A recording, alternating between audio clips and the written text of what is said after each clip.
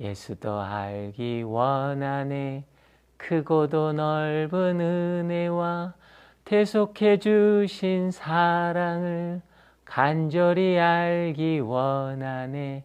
내 평생의 소원, 내 평생의 소원, 대속해 주신 사랑을 간절히 알기 원하네.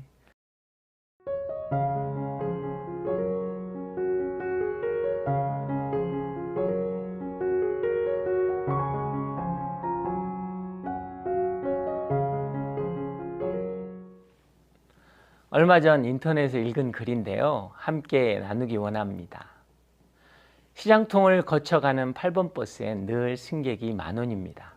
보따리마다 주고받은 정이 가득가득하고 입가에는 흐뭇한 미소를 머금고 있습니다. 한참을 달리던 버스 안에서 갑자기 아기 울음소리가 울려 퍼집니다. 잠시 후 그치겠지 했던 아이의 울음소리는 세정거장을 거쳐올 때까지 계속되었습니다. 슬슬 짜증이 난 승객들은 여기저기서 아줌마 애기 좀 잘 달래봐요. 버스 전세 냈나? 아이 봐요. 아줌마 내려서 택시 타고 가요. 여러 사람들 힘들게 하지 말고. 아 짜증나 정말. 아이를 업고 있는 아주머니에 대한 원성과 화난 표정들이 버스 안을 가득 메우고 있을 그때 버스가 멈춰 섰습니다.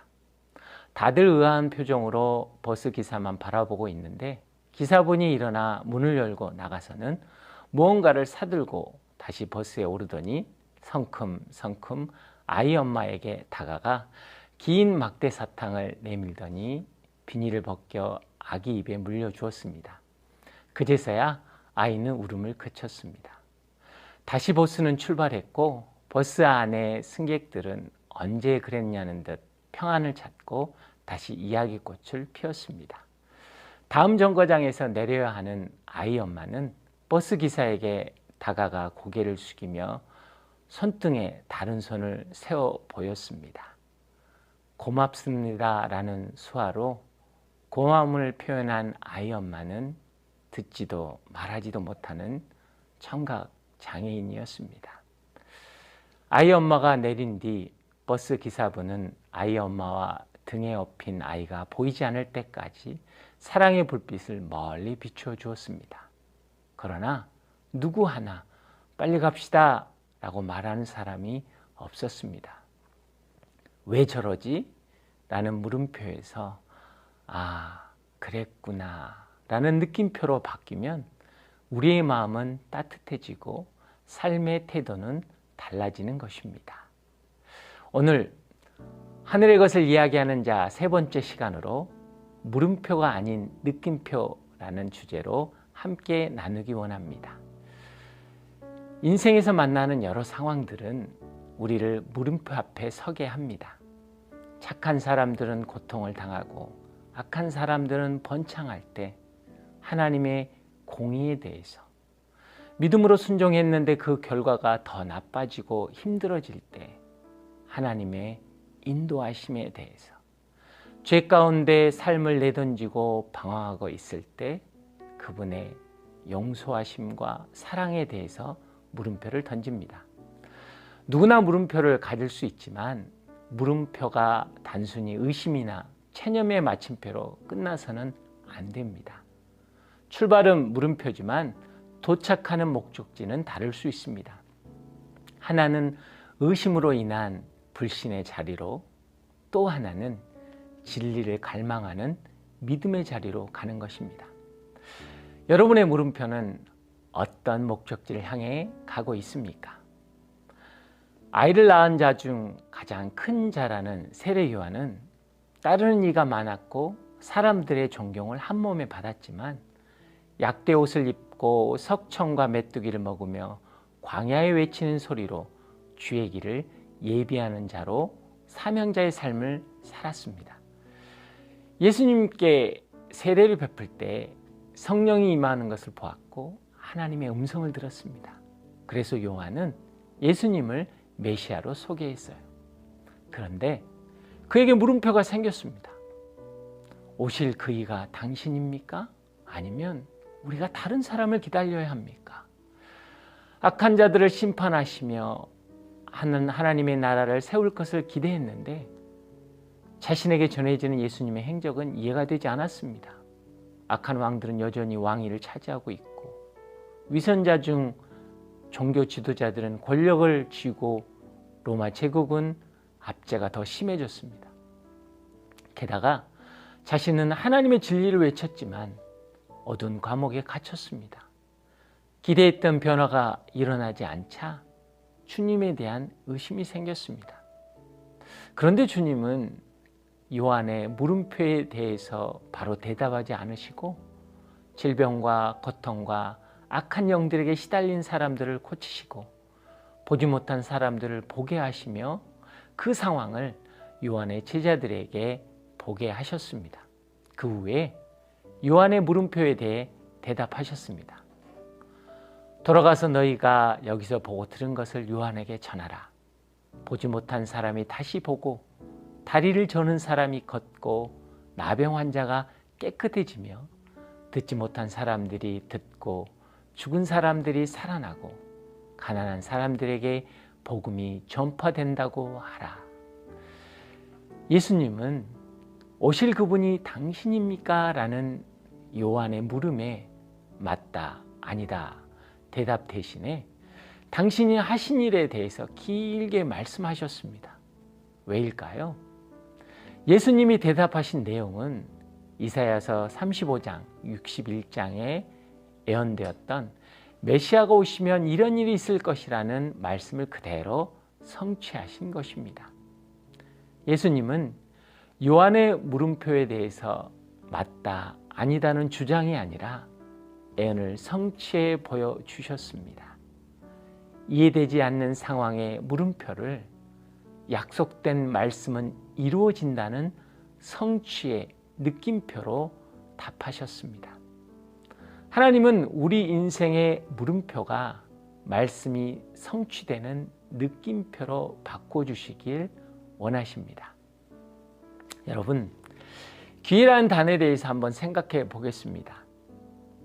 기회의 사전적 의미는 어떠한 일을 하는데 적절한 시기나 경우인데요. 여기서 이야기하는 적절한 시기와 경우라는 의미는 성경에서 보면 누구나 이해하고 선택할 수 있는 좋은 것, 굿띵이 아니라는 것입니다. 노아에게 심판에서 살아날 기회는 산 위에 배를 만드는 것이었습니다. 상식적으로 도저히 이해할 수 없는 어리석은 행동이기에 사람들에게 조롱과 멸시를 받았습니다. 하루 이틀이 아니라 무려 120년 동안이었지요. 아브라함에게 믿음의 조상이 될 기회는 본토 친척 아비집을 떠나는 것입니다. 안전하고 안락한 삶을 다 포기하고 갈 바를 알지 못하는 나그네요 이방인의 삶을 살라는 것입니다. 다윗에게 이스라엘의 역사의 전면에 나오게 될 기회는 어린 목동이 누구도 감당할 수 없는 3m가 넘는 거인 골리앗 앞에 서는 것입니다. 위기는 위험한 기회라고 하지요. 우리 앞에 놓여 있는 이해할 수 없는 물음표의 상황들은 하나님의 말씀이 이루어질 기회, 즉 하나님의 느낌표일 수 있습니다. 그래서 하늘의 것을 이야기하는 삶은 어느 문장에 물음표를 붙여야 할지 아는 사람입니다. 우리는 소명과 사명에 대해서 자주 이야기합니다. 소명은 부르심이고 사명은 보내심입니다. 그리스도인은 모두 하나님의 자녀로 부르심을 받았기에 소명받은 자입니다. 부르심의 은혜가 십자가만큼 크기에 그 사랑에 반응하는 것을 사명이라고 하지요. 제가 사역하면서 항상 불렀던 찬양은 부름받아 나선 이 몸 어디든지 가오리다. 아골골짝 빈들에도 복음 들고 가오리다가 여러분 아니었습니다. 찬송가 453장 예수도 알기 원하네 크고도 넓은 은혜와 대속해 주신 사랑을 간절히 알기 원하네. 내 평생의 소원, 내 평생의 소원, 대속해 주신 사랑을 간절히 알기 원하네. 대속해 주신 사랑을 간절히 알기 원하네. 제가 그 힘든 인디언 보호구역에 들어가서 그들과 함께 살며 사역을 할 수 있던 것은 불타는 사명감이 아니라 십자가의 은혜가 너무 커서 예수님을 사랑하는 마음 때문에 생겨난 반응이었습니다. 여러분, 소명이 분명하면 사명은 넉넉히 감당하는 것입니다. 그런데 우리는 사명 앞에 왜라는 물음표를 많이 붙입니다. 왜 저런 사람을 감당해야 합니까? 왜 이런 가정 자녀를 주셨습니까? 왜 그런 일을 해야 합니까? 왜 나만 억울하게 손해보고 참아야 합니까? 왜라는 물음표는 사명 앞에 붙이는 것이 아니라 소명 앞에 붙여야 합니다. 더럽고 악취가 풍기는 추악한 나를 왜 구원하셨습니까? 주님의 가슴에 못 박고 죄악 속에서 허우적거리는 나를 왜 붙잡고 계십니까? 이기적이고 철저하게 자기중심적인 악한 나를 왜 회복시키십니까?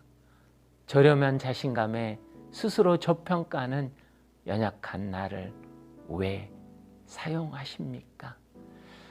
소명 앞에 왜라는 물음표를 붙여서 고백해 보면 사명 앞에 물음표는 왜가 아닌 어떻게로 바뀌는 것입니다.